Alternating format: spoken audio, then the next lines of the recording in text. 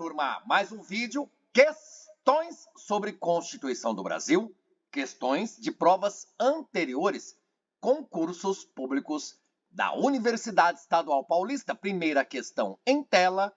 Sim, senhora, sim, senhor. Assim estava lá no caderno de prova. Olha a questão direta. Essa, acho, de nível fácil. Você estuda a Constituição e o estudo da Carta Magna começa pela leitura. Claro, Fábio, mas sim, a primeira leitura, uma segunda, uma terceira, uma releitura. E aí, questão fácil por quê? Olha o que diz a questão. A Constituição da República Federativa do Brasil estabelece que a publicidade dos atos, a publicidade dos programas, a publicidade das obras, a publicidade dos serviços e a publicidade das campanhas dos órgãos públicos, A, B, C, D ou E. Galera, turma, por que eu falo que é fácil? Porque é direta, de acordo com a fundamentação que veremos. À luz da Constituição, estabelecido que publicidade de atos, programas, obras, etc. e tal, de órgãos públicos, poderá ser financiada pela iniciativa privada. A pessoa que não estuda, não leu, olha o poderá e é uma possibilidade. Opa, se estivesse escrito deverá, eu tenho certeza que não. Mas, como diz que talvez poderia ser financiada pela iniciativa privada, seria a resposta da questão? Nananina, não. Com certeza, única resposta para esta questão é C de casa. As demais alternativas não nos interessam. Por quê? Falou de publicidade de atos, programas, obras, serviços, campanhas de órgãos públicos, que deverá essa publicidade de atos, programas, etc. e tal, ter caráter educativo, ter caráter informativo ou ter caráter de orientação social. Tudo ou mais nas demais alternativas, eu disse, não nos interessa, porque são invenções da banca. Legal? Que tal? Você vê a fundamentação, artigo 37, especialmente no parágrafo 1º, a publicidade dos atos, programas, obras, serviços e campanhas dos órgãos públicos deverá, é uma obrigação, galera, deverá ter caráter educativo, informativo ou de orientação social dela quem? Da publicidade. Da publicidade não podendo constar nomes, símbolos ou imagens que caracterizem promoção pessoal de autoridades ou servidores públicos. Entendeu? Então tem uma obra de um hospital, não pode, de acordo com a Constituição Federal, não pode existir uma plaquinha ali na frente da obra dizendo que é obra do prefeito X ou dizendo que é uma obra do vereador Y. Legal? Falar da obra ser da administração municipal, tudo bem. Não tem nome de ninguém. Tem o símbolo, talvez, da prefeitura, mas não tem símbolo de partido. Não tem logomarca de candidata, de candidato, de pessoa, já no cargo. Não tem isso. Não tem imagem alusiva. Não tem fotinho, não tem nada disso. Tudo bem? Fundamentação. C de casa, resposta da questão. Pode ler A, B, D e E. Nada a ver. Vamos a outra questão. Assim estava na prova. Esta, legal. Olha só a importância da leitura do edital. Você vai entender o porquê de o Fábio frisar, falar isso.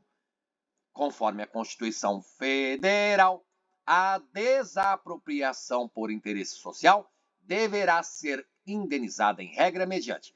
É uma questão de média complexidade, talvez fácil para algumas pessoas, e torna-se difícil para outras pessoas que não se atentaram ao edital de abertura de inscrição, especialmente ali no conteúdo programático. Em concursos públicos da Unesp, está escrito: candidata, candidato, você estuda em legislação, o regimento geral da Unesp, está lá no canal do Fábio Nagata. Opa, legal. Mas além disso, e também no canal do Fábio, existem questões resolvidas de Constituição, a playlist, olhe nos cards aqui. Também estará nas telas finais deste vídeo. Então, sobre a Constituição, você, pessoa candidata, você, indivíduo candidato à vaga, ao cargo, na Unesp, estude título 1, título 2, título 3, título 8. 1, 2, 3 e 8. 7 não. Título 9 não. Entendeu? Fala pausada do Fábio, com ênfase, por quê? Pessoa bem preparada já estudou a Constituição do Brasil de cabo a rabo, do começo ao fim, do primeiro ao último artigo, e inclusive decorou. Parabéns! Genial! Porém, a questão falou. Olha o que é importante nessa questão, galerinha. Você está aprendendo a resolver questões de concursos públicos na sua prova. Isso não está à toa. Em regra, como é que é indenizada uma desapropriação? Por exemplo, desapropriação por interesse social. Então, em regra, porque a pessoa que estudou pra caramba a Constituição viu a alternativa A, opa, está lá, marcou A, errou. E aí, mais que isso ainda, pessoa ciente, consciente, meu Deus, gritou, esperneou. Vou entrar com recurso. E aí, entra com recurso, fundamenta, realmente legal, tá na Constituição Federal, perde o recurso. O recurso é indeferido porque a pessoa quebrou regrinha que está no edital. Você vai entender. Então você já sabe que não é a alternativa A, muito embora isso esteja na Constituição. Calma, tranquilidade, calma.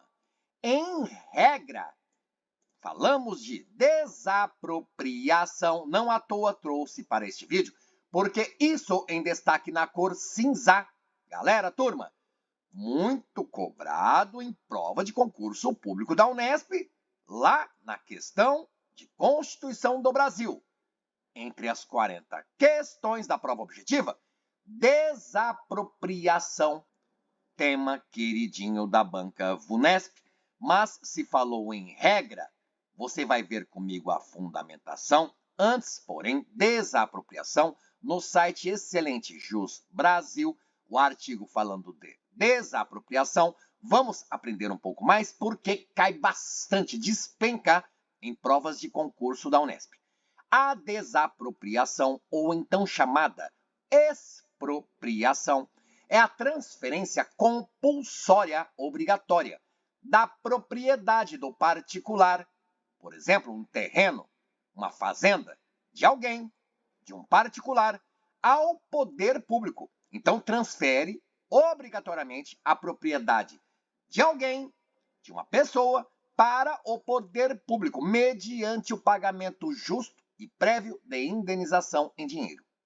Tal ato decorre da supremacia do interesse público e é, portanto, a maior forma de expressão de poder do público sobre o particular, o coletivo sobre o individual. A regra da indenização é que seu pagamento seja efetuado em dinheiro. Poderá ser realizada a indenização ainda mediante o pagamento de títulos da dívida pública para o caso de desapropriação urbanística ou para fins de reforma agrária. E o único caso em que não há nada a ser pago decorre de utilização do imóvel para plantio de psicotrópico. Claro que aqui estamos excedendo a necessidade do seu estudo.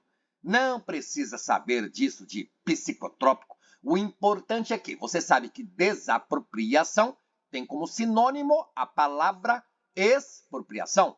E é uma transferência obrigatória de algo que é de alguém, é uma propriedade de uma pessoa, de um particular, para o poder público, mas pagando justamente e previamente em dinheiro.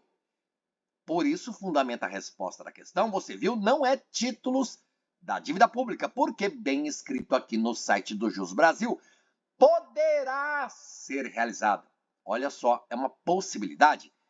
Pagamento de títulos da dívida pública, mas para caso de desapropriação urbanística ou desapropriação para fins de reforma agrária.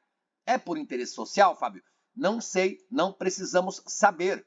Veja, o tema desapropriação já caiu 2 vezes em provas de concurso público da Unesp. Estava lá. De acordo com a Constituição, desapropriação compete a. Privativamente à União. B. Exclusivamente à União. C. Concorrentemente. Entendeu? Sobre competências. O que compete a quem? A quem compete o quê? Questões cara crachá. Meu Deus, quanta gente erra.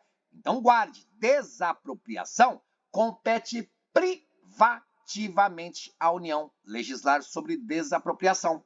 Não é competência exclusiva, que é outra coisa, é competência exclusiva administrativa da União. Não, aqui legislar privativamente à União. Título 2º dos Direitos e Garantias Fundamentais, capítulo 1º dos Direitos e Deveres Individuais e Coletivos. Por que eu trouxe isso? Porque título 2º está no conteúdo programático. Título 1º da Constituição, artigo 1º ao 4º. Título 2º da Constituição, artigo 5º ao 43, salvo engano. Escreva nos comentários. Então você vê, inciso 24 do artigo 5º da Constituição fala que a lei estabelecerá o procedimento para desapropriação por necessidade ou utilidade pública ou por interesse social, mediante justa e prévia indenização em dinheiro. Tá entendendo? Isso é em regra, está nas entrelinhas subliminarmente dizendo pra gente que, quando for desapropriar, em regra, indenização justa e prévia em dinheiro, ressalvados os casos previstos nesta Constituição. Aí sim é exceder, porque existem ressalvas na Constituição. Você vê que sim, por exemplo, no título 7 da Ordem Econômica e Financeira, capítulo 1º dos Princípios Gerais da Atividade Econômica, e aí esse título 7 vai do artigo 170 ao 192. Mas por que eu trouxe isso? Porque está no edital o título 7, ou chamado título 7º, pausa reflexiva, dramática, não está. Não está. Então, artigo 170, 171, etc e tal, até o 192, você não estuda. Você estuda, por exemplo, também, o artigo 8º começa no artigo 193. A questão estava na prova assim, e você vai ver comigo que fala de desapropriação lá no inciso 3º do parágrafo 4º do artigo 182 da Constituição do Brasil. Leia. É facultado ao poder público municipal, sob pena, desapropriação, com pagamento mediante títulos da dívida pública de emissão previamente aprovada pelo Senado Federal, com prazo de resgate de até 10 anos, é o que estava na alternativa A. A pessoa olhou por cima, saltou aos olhos a alternativa A, porque a pessoa vem estudando para concursos públicos, estudou todos os títulos da Constituição, mas você não. Você estudando para o concurso público da Unesp, você estuda título 1, 2, 3 e 8. Se você não estudou o título 7º, você não sabia desse inciso 3º do parágrafo 4º do artigo 182, que está no capítulo 2º, mas dentro do título 7º, que você não estudou. Lembrou? Título 7º, artigo 170 ao 192. Se você não leu, não estudou, artigo 171, 172, 191, 192, você não estudou o 182, não saberia desse inciso 3º desse artigo 182.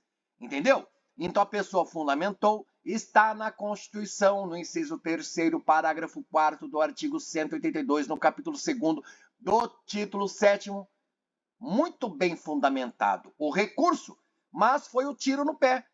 A banca não precisa se explicar, simplesmente vai indeferir o recurso, porque o título 7º não está no conteúdo programático. Entendeu? Falei tudo isso para você ver que é importante, primeiramente, ler o edital. Então, a questão cobrou o seu conhecimento. Você estudou o título 1, título 2, título 3, título 8. Você não estudou o título 7º você nem saberia disso aqui. Com certeza você marcava D de dado, ganhava ponto e seria feliz. A outra pessoa, digamos, expert em Constituição Cidadã, escorregou na casca de banana. Tá na Constituição? Tá, mas não está no título que você deve estudar. Legal, então? Ficou com dúvida? Você não concorda? Guarde. Competência legislativa privativa da União. Quando falamos de desapropriação. Então tá bom. Olha que legal. Essa questão é modelo preferido aqui do Fábio. Em relação aos direitos e deveres individuais e coletivos. Opa! Isso está no conteúdo programático? Claro que sim. Você acabou de ver o Fábio falar e ler com rapidez. A alternativa correta. Você na prova. Isso mesmo, sublinha. É livre a manifestação do pensamento, sendo facultativo o anonimato. Identificou algum erro ou não? Se não há erro, é a resposta da questão. O enunciado pede, quero a correta. É livre a expressão da atividade intelectual artística. Galera, turma, de novo, volto a dizer. A pessoa cansada, ansiosa no momento da prova, é livre a manifestação. É poético, bonito e está na Constituição. Mas nem tudo correto na alternativa A. B, é livre a expressão. De novo, poético, lindo e está na Constituição. Só que, porque a alternativa B é um pouco mais extensa, a pessoa começa a ler. É livre a expressão da atividade intelectual, artística. Opa, B de bola. Resposta da questão. E essa pessoa observou muito bem. Livre manifestação do pensamento? Legal. Sendo facultativo? Não. Sendo vedado. É proibido o anonimato. E aí ela foi para B. Tá vendo? A banca não me pegou. Não caí na pegadinha. É B de bola a resposta da questão. Vai para a outra e perdeu o ponto aqui. Porque não é dependente de licença. Legal? Não é. É assegurado a todos o acesso à informação e resguardado o sigilo da fonte. Tá vendo? Poético, legal, bonito, lindo, tá na Constituição. Quando necessário ao exercício profissional. Isso mesmo. Nessas condições, a pessoa precisa exercer a profissão. Então, resguardado o sigilo da fonte, é o caso de profissionais da imprensa, repórteres, jornalistas. Você ouve muitas vezes, olha, minha fonte disse isso. Então, a esse repórter, a esse jornalista, resguardado o sigilo da fonte. Aos autores, pertence o direito exclusivo de utilização, publicação ou reprodução de suas obras, intransmissível aos herdeiros. Galera, turma, de verdade, alguém em sã consciência marcaria D de dado? Intransmissível? Claro que não. Que autores, Fábio? Autores de livros, por exemplo. Mas transmissível, sim, ao herdeiro do autor. Nos termos da lei, poderá haver... Aí não dá, galera. Isso aqui expressamente na Constituição. Não haverá tribunal de exceção. Legal? Então, veja comigo as fundamentações, incisos do artigo 5º, tudo em tela. É livre a manifestação do pensamento. Bom, sendo vedado o anonimato, proibido, não pode. Legal? É livre a expressão da atividade intelectual, artística, científica e de comunicação, independentemente de censura ou licença. Viu que na B dizia assim, ó, livre a expressão da atividade intelectual, artística, mas dependente de licença, aquela atividade científica e aquela atividade de comunicação? Não. Nem a intelectual, nem a artística, nem a científica, nem a comunicação, nenhuma dessas atividades depende de licença. Não. Legal? Então, você viu a fundamentação de a alternativa B estar errada. Em destaque na cor azul, a fundamentação para o acerto da alternativa que dizia para a gente que é assegurado a todos o acesso à informação e resguardado o sigilo da fonte quando necessário ao exercício profissional. Muito bom. Olha aqui, transmissível aos herdeiros pelo tempo que a lei fixar. Então, não é intransmissível. E aqui não haverá juízo de exceção não haverá tribunal de exceção. Então você viu, porque a E está errada. Poderá haver? Não. A Constituição é taxativa. Não haverá tribunal ou juízo de exceção. Intransmissível? Não. Transmissível, pelo prazo que a lei fixar. A C de casa, bonita, bonitinha, de acordo com a Constituição. E sobre o artigo 5º, você sabia? Recentemente, lá em 2022, emenda constitucional 115, adicionado, acrescido mais um inciso. Inciso, o último, diz que é assegurado nos termos da lei, e a Lei Geral de Proteção de Dados Pessoais, LGPD, é assegurado o direito à proteção dos dados pessoais, inclusive nos meios digitais. Então, estude Constituição atualizada, porque, inclusive, em 2025, houve adições, alterações, 24, 23, 22, 21, 2019, ano da reforma previdenciária. Legal? Que tal? Gostou? Quer mais? Inscreva-se no canal, ative o sininho. Se gostou, deixa um like. Não gostou, comente aí. Bons estudos e até a sua aprovação. Valeu, galera. Valeu, turma. Até o próximo vídeo.